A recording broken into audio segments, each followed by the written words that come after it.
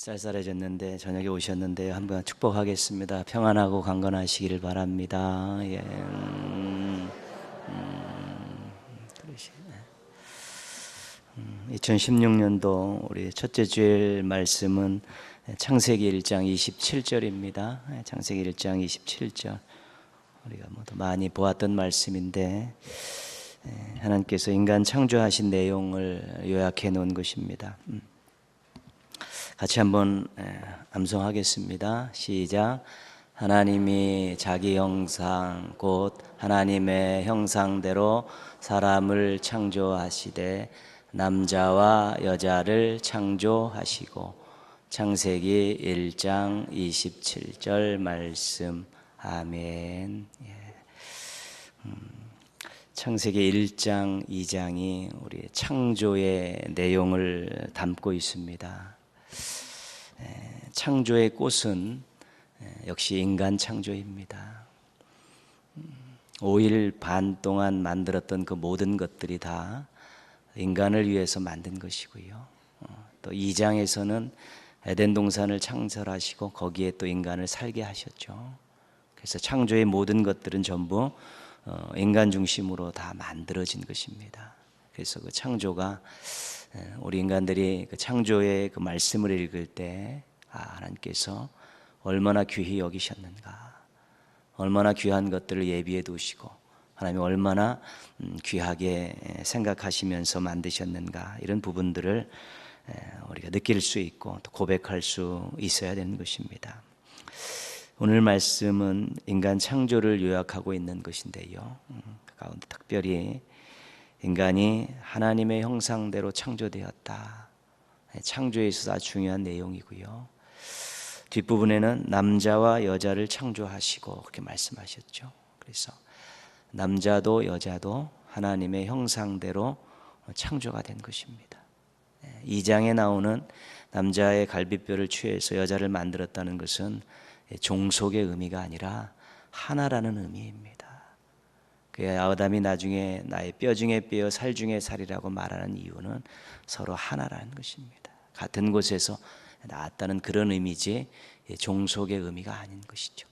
그래서 창조 때부터 남자와 여자가 다 하나님의 형상으로 창조되었고요. 예수님께서 십자가에서 죽으신 그 속죄의 대상 모두가 다 남자와 여자가 해당이 되고요. 나중에 다 하나님 나라에서 영원토록 하나님을 찬양할 그 대상이 전부 남자와 여자를 포함하고 있는 것입니다. 어떤 다른 이유에 의해서 조금 구별된 부분이 있고 역할이 다를 수는 있지만 근본적으로 어떤 종속의 관계로 되어 있지 않은 것이 성경적인 창조의 입장입니다. 그래서 그런 부분들을 신앙인들이 특별히 한국 사회에서 이런 부분들을 자꾸 해결해내지 못하면 말씀대로 가정을 이끌어가기가 어렵습니다. 여전히 옛 종교의 그런 틀 안에서 가정을 이끌어가면 신앙인들에게서는 굉장히 부끄러운 것입니다. 그것은 동일하게 하나님 형상으로 창조되었고 동일하게 예수 그리스도를 믿고 구원받았고 동일하게 하나님 나라에서 영원토록 하나님을 찬양할 구원받은 백성이라는 그런 관점에서 서로 하나님 형상대로 참여해서 하나님 영광을 위해서 함께 일하는 그런 모습들을 준비해 가게 될 때 그것이 사회고 가정이고 교회고 또 아름다움을 유지하고 또 말씀이 중심이 되어지는 건강한 공동체를 만들어갈 수 있게 되는 것입니다. 오늘 말씀에서 우리 하나님의 형상이 무엇이냐, 이것은 굉장히 중요한 것인데요, 하나님의 형상에 대해서 무엇이다라고 딱 짚어서 공통적으로 다 고백하지는 않습니다. 몇 가지 가능성을 가지고 이것을 설명하는데요, 첫 번째 가능성은 속성이라는 것입니다. 인간들에게 있어서 하나님을 조금이나마 볼 수 있는 그 무엇인가가 있다는 것이죠. 사랑이라고 이야기하는 사람도 있고 양심이라고 이야기하는 사람들이 있고 인간의 어떤 면이 하나님을 보여줄 수 있는 그런 면이 있다는 것인데 그 속성을 가지고 하나님의 형상의 한 부분을 설명하고 있고요. 또 한 가지는 관계입니다. 모든 피조물 가운데 하나님과 정상적인 관계를 맺을 수 있는 존재는 인간밖에 없다는 것이죠. 영혼을 사모하는 마음을 가지고 있는 것도 인간밖에 없고요. 모두가 다 제사의 흔적을 가지고 있는 문화를 가지고 있는 것도 인간밖에 없다는 것이죠. 그래서 하나님과 어떤 관계를 맺을 수 있는 어떤 특권이 주어졌는데 그것이 바로 하나님의 형상이 아닌가. 이 부분이 설명을 이야기할 때 인간이 죄를 지어서 하나님의 형상이 파괴가 됐다, 깨졌다, 아주 완전히 사라졌다, 또 찌그러졌다. 교단마다 다르게 설명을 하고 있지만 예수 그리스도를 믿음을 통해서 하나님의 형상이 회복되었다. 그래서 하나님과의 관계가 다시 정상화되었다는 의미에서 하나님의 형상을 관계로 해석하는 사람도 있습니다. 그리고 또 하나 해석은 이 창세기 1장 28절인데요. 생육하고 번성하여 땅에 충만하라. 땅을 정복하라. 바다의 물고기와 하늘의 새와 땅에 움직이는 모든 생물을 다스리라. 창조된 인간에게 오늘 요절 말씀 다음 절입니다. 하나님의 형상으로 남자와 여자를 창조하시고 그들에게 이르시되 생육하고 번성하고 땅에 충만하고 모든 움직이는 생물을 다스리라. 다스리라는 말이 중요한 것이죠. 하나님께서 이 피조물들을 통치하는 것을 인간에게 위임하셨다는 것입니다. 통치 위임장, 대리 통치자의 자격, 이것이 하나님의 형상이다. 또 그렇게 해석하기도 하는 것이죠. 속성이 됐던 관계가 됐던 대리 통치자의 자격이 됐던 이 해석의 공통점은 뭐냐면 인간이 하나님의 사랑과 관심의 대상이라는 것입니다.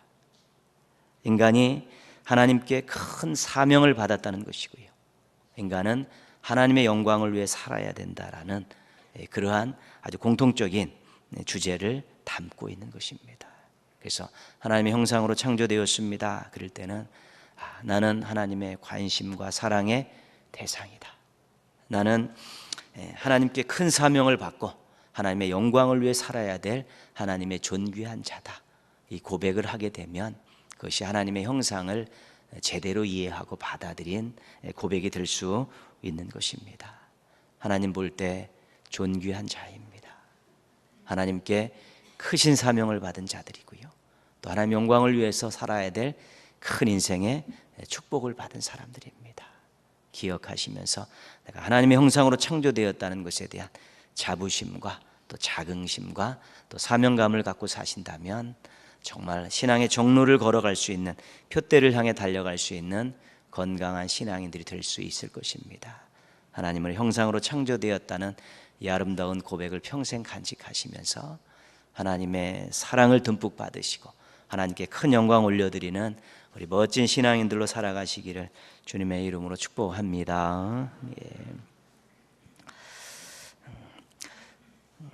사울과 다윗이 처음 만났을 때 그 주목받는 만남은 아니었습니다. 사울은 왕이었고 다윗은 어린 목동이었습니다. 사울은 나이가 많았고 다윗은 사울의 자식벌 되는 그 정도의 나이만 가지고 있었습니다. 왕과 목동이 만났고 어른과 아이가 만났는데 무엇인가 특별하게 기대할 것은 없었고 무엇인가 특별히 주목할 만한 그런 것도 없었습니다. 둘은 지위면에서나 나이면에서 경쟁이 될 수 없는 그런 사람들이었기 때문에 그렇습니다. 사울이 곤경에 처했습니다. 블레셋이 침략을 했는데 자신의 힘으로 자신들이 가지고 있는 군사력으로 블레셋을 대항하기가 어렵습니다. 그런데 그때 다윗이 아무런 도움이 될 것 같지 않던 다윗이 사울에게 큰 도움을 안겨줍니다. 블레셋의 장수 골리앗을 다윗이 쓰러뜨린 것이죠. 그것으로 인해서 승기를 잡았습니다. 그래서 결국 싸움에서 이제 승리를 하게 됐죠. 그래서 사울은 다윗을 집에 가지 못하도록 붙들어 놓고 군대 장관으로 삼고 계속 사용을 했고요. 다윗은 충성했고 또 사울은 다윗을 총애했습니다. 그래서 이 첫 만남이 아름다운 관계로 발전을 했습니다. 그런데 이 아주 작은 일로 이 관계가 금이 가기 시작했습니다. 오늘 말씀이 그 관계 파괴의 원인을 우리들에게 가르쳐주고 있는데요. 다윗에 의해서 이제 승기를 잡고 사울이 또 다윗을 중용하면서 블레셋과의 싸움에서 이제 승리했습니다. 그래갖고 이제는 개선해서 돌아오고 있습니다. 그때 전쟁에서 승리하고 오니까 당연히 백성들이 나와서 이제 환영을 합니다. 그리고 춤추며 뛰놀며 노래하는 그런 일들이 있었습니다. 근데 그때 여인들이 불렀던 노래가 이 관계에 엄청난 영향력을 끼쳤고 또 이스라엘 나라의 운명을 크게 바꾸는 역할을 했습니다. 7절 말씀에 그 노래가 나와 있습니다. 사울이 죽인 자는 천천히요 다윗은 만만이로다. 6절 말씀 쭉 올라가 보시면요, 맨 끝에 어떤 말씀이 나와 있냐면 왕 사울을 환영하는데, 실은 이 백성들이 나와서 승리를 축하하며 환영하는데 중심은 누구였냐면 그 전투를 지휘했던 사울이었습니다. 다 그렇죠. 어디서나 개선 장군이 맨 앞에 오게 돼 그 사람이 모든 영광을 다 받게 돼 있는 것인데요. 근데 그 노래가 사울이 죽인 자는 천천히요 다윗은 만만이로다. 여인들이 아마 백성들의 그런 기쁜 마음에서 불렀던 노래인 것 같습니다. 다윗이 이 전쟁의 승리에 기여한 것을 축하하는 의미가 있었고요. 군인도 아닌 어린 목동이 그런 일을 했기 때문에 격려 차원에서 부른 노래가 아닐까, 그런 생각이 있습니다. 모두가 이런 순수한 마음으로 노래를 부르고 그 노래를 들었을 것입니다. 아마 그 노래를 부른 여인들과 그 노래를 들은 백성들은 전혀 불손한 생각을 하지 않았을 것입니다. 근데 유독 한 사람이 이 노래가 걸린 것입니다. 마음에. 8절 말씀에 나와 있죠. 같이 한번 읽겠습니다. 사울이 그 말에 불쾌하여 심히 노하여 이르되 다윗에게는 만만을 돌리고 내게는 천천만 돌리니 그가 더 얻을 것이 나라 말고 무엇이냐 하고, 사울이 이 노랫말을 아주 불쾌하게 받아들였습니다. 다윗에게 만만을 돌리고 자신에게 천천을 돌리는 것이 못마땅한 것입니다. 질투가 난 것입니다. 참 묘한 것이 사람 마음입니다. 어떤 큰 피해를 안겨준 사람도 선뜻 용서할 때가 있는데요, 그 작은 말 한마디, 확인되어지지 않은 그 말 한마디 때문에 아주 불쾌하고 또 질투가 유발될 수 있다는 것입니다. 마음이 그렇게 알 수 없는 것이 인간의 마음입니다.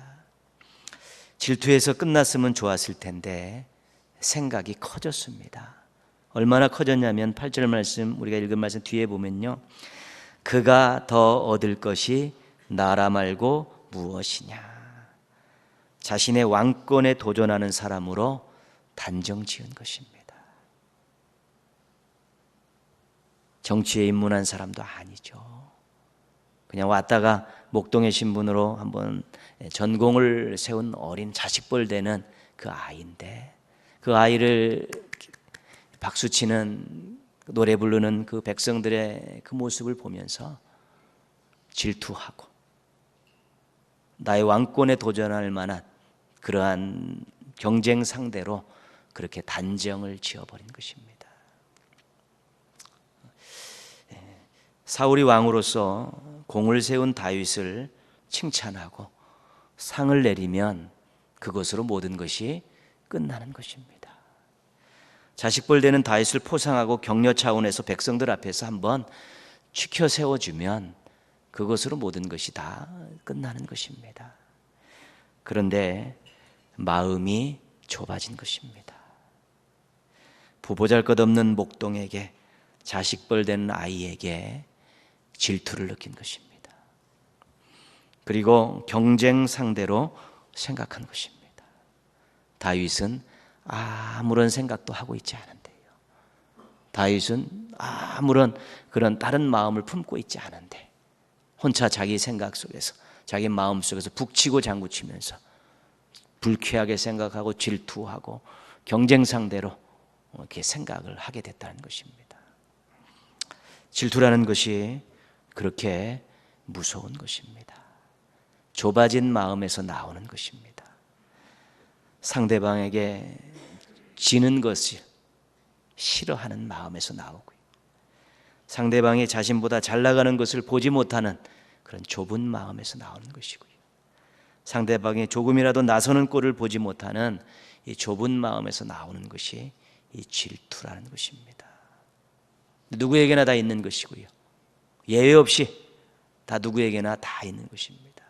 남녀노소 쥐고와를 만나라고 누구에게나 다 가지고 있는 그러한 내용이죠. 마음이 좁아질 때 올라가는 마음입니다. 마음이 좁아지면서 또 머리를 들고 일어나는 것이 바로 이 질투라는 것입니다. 9절 말씀 보시면요, 그날 후로 사울이 다윗을 주목하였더라. 사울이 조급함이 생겼습니다. 그래서 다윗을 머릿속에서 지우지 못하고 늘 감시하게 된 것입니다. 왜요? 왕권에 도전하는 경쟁 상대로 단정을 지었으니까 감시해야 합니다. 무슨 또 반역을 저지르지 않은가, 요주의 인물로 낙인을 찍고 감시하는 것이죠. 늘 조급한 것이죠. 그를 보면 조급한 것이죠. 감시하는 것이고요. 15절 말씀으로 쭉 뒷부분에 가보시면요, 15절 말씀 보시면요, 사울은 다윗이 크게 지혜롭게 행함을 보고 그를 어떻게 했다고요? 두려워하였다. 다윗이 조금 잘하는 것을만 보아도 두려움이 싹이 트는 것이죠. 다윗에게 밀릴까봐, 다윗에게 빼앗길까봐 두려운 마음이 생기는 것이죠. 상대방이 두려워지기 시작하는 것이죠. 아무것도 아닌데, 일개 목동이고 자식벌 되는 그런 어린 아이인데 그 노래 한마디로 해가지고 불쾌하고 질투가 작동되기 시작하니까 이제 경쟁 상대가 되면서 감시하고, 나중에 그가 조금만 잘하는 것만 봐도 막 마음에 두려움이 되는 것입니다. 자기 것을 다 빼앗길까봐 찾아오는 내용들이죠. 29절 말씀으로 가겠습니다. 29절 말씀 가시면요, 29절 말씀 같이 한번 읽겠습니다. 사울이 다윗을 더욱더욱 두려워하여 평생에 다윗의 대적이 되니라. 사울이 다윗을 원수로 생각한 것이죠. 원수라는 건 뭐냐, 어떤 사람입니까? 반드시 제거해야 될 대상입니다. 네. 반드시 제거해야 될 대상이 원수입니다. 이 사울에게 있어서 다윗이, 어린 목동 다윗이 전공 하나 세워 자기에게 도움을 주었던 그 아이가 이제는 원수가 되어서 제거해야 될 대상으로 바뀐 것입니다. 칭찬해주고 업고 다녀도 시원치 않을 그 다윗을 이제는 제거해야 될 원수로 그렇게 단정짓고 그렇게 관계가 완전히 빠그러지게 된 것입니다. 어떻게 보면 충성된 신하이고 자식입니다. 그런데 경쟁 상대가 되었고 두려운 존재가 되었고 원수가 되었습니다.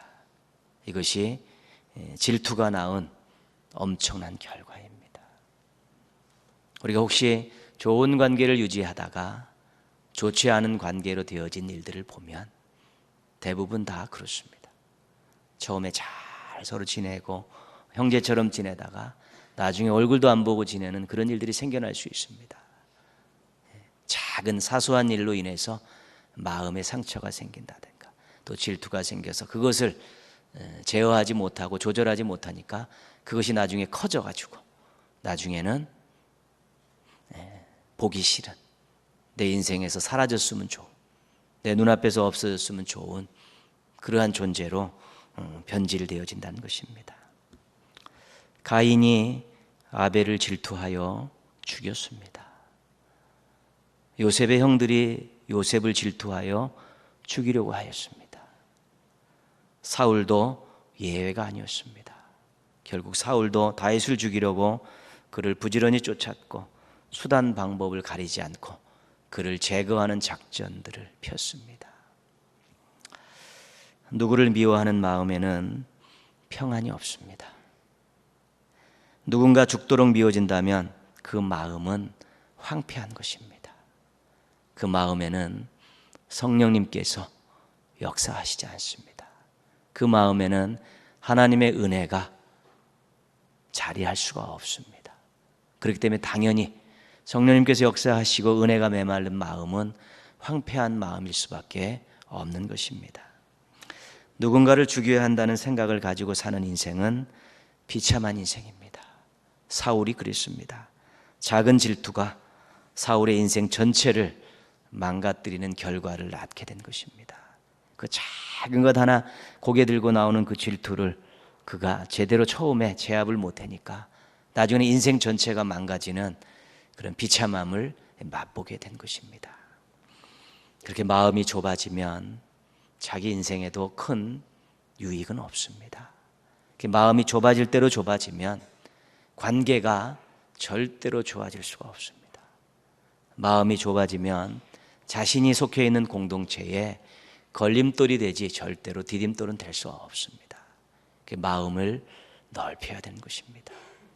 마음이 좁아져서 이것이 질투가 되고 미움이 되고 또한 이게 원수 삼는 일이 생겨나고 또 죽여야 된다는 그런 마음까지 가게 된다면 본인은 정말 힘든 인생 사는 것이고 하나님 보실 때도 부끄러운 인생이 될 수밖에 없는 것입니다. 마태복음 7장 12절입니다. 무엇이든지 남에게 대접을 받고자 하는 대로 너희도 남을 대접하라. 이것이 율법이요 선지자니라. 우리가 이런 얘기하죠. 다른 사람 마음이 다 내 마음 같지 않더라. 그 맞는 말 아니겠습니까? 다 나와 생각이 다 틀리고 또 뜻이 다를 수 있습니다. 그런데 유독 한 가지는 같습니다. 뭐냐면 대접을 받고자 하는 마음입니다. 그러니까 내가 대접을 받고자 하면 저 사람도 대접을 받고자 하는 것을 알라는 것입니다. 그래서 그 사람에게 맞춰서 행동을 하라는 것입니다. 그러면 마음이 넓어질 수 있습니다. 마음이 평안해집니다. 왜요? 그 마음은 예수님의 마음이기 때문에 그렇습니다. 마태복음 7장 12절의 황금률이 왜 황금률입니까? 인간에게 유익되니까 그렇지 않습니까? 이거 실천하면 황금 덩어리를 얻는 것보다 더 귀한 것을 얻는데, 야, 내가 이렇게 높아지고 싶은데 저 사람 높아지고 싶겠다. 내가 이렇게 갖고 싶은데 저 사람도 갖고 싶겠다. 내가 대접받고 싶은데 저 사람 대접받고 싶겠다. 그 마음 이해하고 자기가 먼저 그렇게 행동을 하고 대접하고 높여주면 그 사람도 기분이 좋지만 자기 마음은 훨씬 더 좋아진다는 것이죠. 왜냐하면 이 마음에는 주님이 함께 하시고 저 마음에는 내 사랑이 함께 하니까 이게 정말 서로 좋고 관계도 좋아지는 것이죠. 이것만큼 주님이 가르쳐 주신 것에 있어서 윈윈하는 것은 이것만큼 없습니다. 내가 섬기고 베풀고 나누면 그 사람은 그것 때문에 행복하고 나는 주님 때문에 행복하고 이런 것이지요. 그 마음을 넓히는 방법, 내가 얻고자 하는 것, 상대방도 얻고자 한다는 것은 그들에게 주어질 때 마음이 넓어지면 그 사람이 나의 사랑의 대상이 되는 거예요. 함께 하고픈 사람이 되게 되면 나는 큰 재산을 얻고 보물을 얻고 넓은 마음을 가진 행복한 인생이 될 수 있는 것입니다. 빌립보서 2장 3절입니다. 아무 일에든지 다툼이나 허영으로 하지 말고 오직 겸손한 마음으로 각각 자기보다 남을 낮게 여기고, 자기를 다른 사람에게 낮게 보이려고 수작 부리지 말라는 것입니다. 거짓말도 하고 포장도 해서 자기를 남보다 낮게 보이려고 그런 거 하지 말라는 것이죠. 그리고 자기가 낫다는 것을 인정하기 위해서 다른 사람들과 싸우지 말라는 것입니다. 싸워가지고 콱 눌러놔야지 자기가 센 것처럼 높게 보이는 게 보이고 그런 짓 하지 말라는 것이죠. 말씀이 그렇습니다. 허영, 자기를 포장해서 남들보다 높게 보이려는 그런 짓 하지 말고, 싸워가지고 그를 제압함을 통해서 자기가 높게 보이려는 그런 짓도 하지 말라는 것이죠. 그냥 자기보다 남을 낮게 여기라는 것입니다. 그 사람의 장점을 보고 잘한 일 보면서 칭찬하고 격려하고 인정해 주라는 것이죠. 그러면 마음이 넓어지는 것입니다. 그 넓은 마음에 주의 은혜가 깃드는 것이고요. 그 넓은 마음에 주님이 주신 귀한 것들로 채워질 수 있게 되는 것입니다. 사울의 마음이 정말 좁아져서 자신의 인생을 얼마나 망쳤습니까?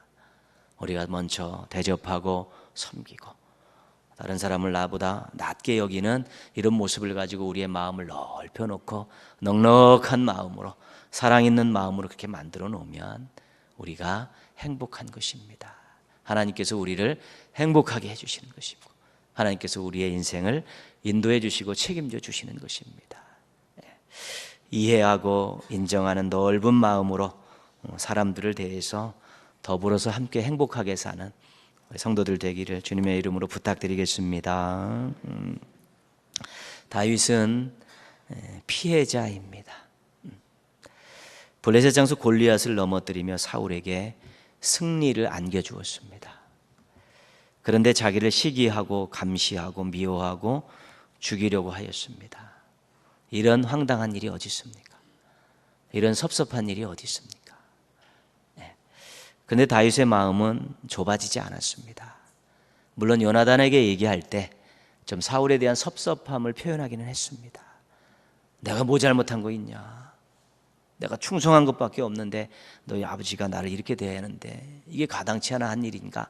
섭섭함을 표현한 적은 있지만 사울을 미워하지는 않았습니다. 두 번이나 사울을 죽일 기회가 있었습니다. 이것은 우리가 계속 읽다 보면 계속 나오는 이야기죠. 그때 다윗이 한 말이 있습니다. 내가 손을 들어 여호와의 기름 부음을 받은 내 주를 치는 것은 여호와께서 금하시는 것이니 그는 여호와의 기름 부음을 받은 자가 됨이니라. 아멘. 다윗은 사울을 하나님의 입장에서 보고 있는 것입니다. 하나님께서 저를 어떻게 생각하시고 저에게 어떤 일을 하셨을까? 하나님께서 저를 기름 부어서 왕으로 세워주셨다. 그거를 인정하는 것입니다. 자기를 섭섭하게 한 것에 대해서는 다윗이 그것을 마음에 담지 않았습니다. 마음이 좁아지지 않고 넓게 유지해야 된 마음, 하나님의 입장에서 하나님의 관점에서 사울을 보는 것이죠. 그러니까 하나님의 기름 부음을 받은 자고 하나님께서 귀하게 여기는 종을 내가 손을 들어 치는 것은 하나님이 기뻐하시지 않는 것이고 하나님께 불순종하는 것이기 때문에 절대 그럴 수 없다. 손대지 마라. 두 번이나 금하고 있지 않습니까? 다윗은 그렇기 때문에 자기를 죽이려 했지만 자신은 사울을 죽이려고 하지 않았습니다. 꿈에도 그렇게 생각하지 않았습니다. 결코 미움과 복수를 품은 좁은 마음이 되지 않았던 것입니다. 어떻게 보면 다윗의 위대함이 거기에 있지 않나 생각합니다. 사울이 길보아 산에서 전사했습니다. 그때 다윗이 사람들과 함께 금식하면서 대성통곡합니다. 그리고 슬픈 노래를 지었죠. 활노래라는 이름을 붙여서 백성들로 하여금 부르게 합니다. 오라 큰 용사가 넘어졌도다. 사울과 요나단을 큰 용사로 백성들이 기억하게 하는 것입니다. 그 노래를 부르면서 조상도 하지만 백성들로 하여금 우리의 초대 임금이었던 사울왕은 큰 용사였습니다. 이런 노래를 부르게 하면서 백성들에게 사울을 큰 용사로 기억하게 하기 위해서 노래를 부르게 하는 것이지요. 죽었음에도 불구하고 자기를 그렇게 괴롭히고 죽이려 했음에도 불구하고 다윗은 여전히 좁아지지 않은 넓은 마음을 가지고 죽은 그도 백성들에게 칭송을 받도록 그렇게 배려를 하고 있다는 것입니다. 쉽지 않은 일이죠. 그렇지만 다윗이 정말로 한 사람을 볼 때 하나님의 관점을 가지고 보면서 내가 저에게 해를 끼치는 것이 하나님께 결코 기뻐하실 일이 아니고 유익된 일이 아니다라는 그런 신앙적인 관점을 가지고 그의 마음의 넓이를 계속 유지하고 있었던 것입니다. 사울은 자기 감정으로 다윗을 보았습니다. 자기 관점에서 다윗을 보니까 경쟁자였습니다. 왕권을 위협하는 자였습니다. 제거하지면 안 되는 자였습니다. 그렇기 때문에 다윗을 죽이려고 했습니다. 다윗은 하나님의 관점에서 사울을 대했습니다. 하나님의 기름 부음 받은 자다. 내가 결코 손댈 수 있는 자가 아니다. 그러면서 그는 그 마음이 좁아지지 않고 그 마음을 유지하고 있었습니다. 좁아진 마음을 가지고 산 사울은 인생이 갈수록 힘들고 어렵고 비참해졌습니다. 넓은 마음을 가지고 산 다윗은 인생이 갈수록 힘차고 평안하고 창대해졌습니다. 어느 마음에 하나님께서 함께 하셨는가를 우리가 알 수 있는 증거입니다. 어떤 마음을 하나님께서 붙드시는가, 어떤 마음을 사용하시는가를 우리가 알 수 있는 것이죠. 좁은 마음을 가진 사울은 많은 사람들을 힘들게 했습니다. 넓은 마음을 가진 다윗은 많은 사람들을 복되게 했습니다. 좁은 마음을 가진 사람은 자신도 힘들지만 옆에 있는 사람도 얼마나 힘들게 하는지 모릅니다. 넓은 마음을 가진 사람은 자신도 평안하지만 옆에 있는 사람을 얼마나 즐겁게 하고 복되게 하는지 모릅니다. 왜냐하면 하나님이 역사하시는 넓은 마음이 참으로 모든 것들을 새롭게 만들고 아름답게 만드는 능력으로 작용하기 때문에 그렇습니다. 사랑하는 마음, 배려하는 마음을 가지고 있는 그 마음에 우리 하나님께서 놀라운 은혜를 베푸시며 역사를 일으키시지만, 좁은 마음을 가지고 질투하고 미워하는 그런 마음 속에는 그 어떤 것도 허락하시지 않기 때문에 자신에게도 이웃에게도 또 공동체에게도 결코 유익된 일이 생겨나지 않게 되는 것입니다. 마음이 좁아지지 않도록 잘 관리하십시오. 또 마음을 넓히려고 노력하십시오. 특별히 우리 주변에 관계하는 많은 사람들을 바라보는 그 시선을 통해서 우리의 마음이 결정되는 것입니다. 우리의 마음이 사람들과 관계에 대해서 좁아졌다 넓어지는 것이지 다른 것들은 큰 영향이 없습니다. 어떻게 하면 내가 이 넓은 마음을 유지하며 살 수 있을까? 어떻게 하면 좀 좁아졌는데 넓히며 살 수 있을까? 이런 생각들, 고민들, 기도 제목들이 필요한 것이죠. 그래, 내가 하나님의 관점에서 사람들을 한번 봐야겠다. 하나님이 택한 사람, 예수 그리스도께서 십자가에서 대신 죽은 사람, 하나님께서 영광 받으시기를 원하는 사람이구나. 이렇게 사람 이해, 인간 이해가, 주변 사람들에 대한 이해가 좀 더 깊어지고 넓어지면서 우리의 마음이 좁아지는 마음이 아니라 넓어지는 마음을 이렇게 준비할 수 있으면 본인도 행복하고 주변에 있는 사람들도 행복하게 할 수 있게 되는 것입니다. 어떻게 하면 만날 때마다 서로 웃을 수 있을까? 어떻게 하면 서로에게 유익이 될 수 있을까? 어떻게 하면 하나님의 영광을 위한 동역자가 될 수 있을까? 이런 고민들, 생각들, 기도 제목들은 꼭 가지고 살았으면 좋겠습니다. 넓은 마음에 평안함이 있고, 넓은 마음에 기쁨이 있고, 또 넓은 마음에 하나님의 함께 하시는 놀라운 역사가 있기 때문에 그 마음 하나 또 잘 넓은 마음 준비하면 지금보다 훨씬 더 행복할 수 있고요, 지금보다 훨씬 더 사람들을 행복하게 할 수 있는 축복의 통로가 되어질 수 있게 되는 것입니다.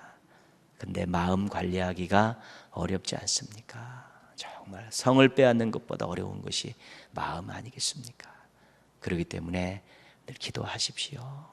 새벽을 깨우며 기도하시고요, 자기의 기도 시간에 정말 넓은 마음 유지해 달라고 기도하시고요, 또 같이 기도의 인생, 기도의 동역자들, 기도의 친구들이 있으면 내 마음 절대로 좁아지지 않게 해달라고 기도 부탁하시고요. 이런 기도는 치열하게 해야 됩니다. 계속해서 꾸준하게 해야 되고요, 눈물 흘려가면서 해야 되는 것이죠.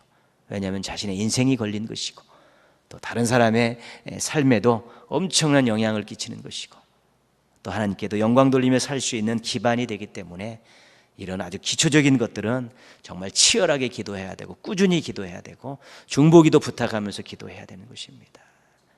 여러분, 자녀 대학 가는 거, 취직하는 거, 결혼하는 거 중요합니다. 사업장 번성하는 것 중요하고요. 근데 더 중요한 것이 넓은 마음입니다. 좁아지지 않는 마음입니다. 그 마음 유지하면 정말 그 마음에서 새롭게 시작되는 놀라운 일들이라는 것은 상상할 수 없는 일들이 일어나게 되기 때문에 그렇습니다.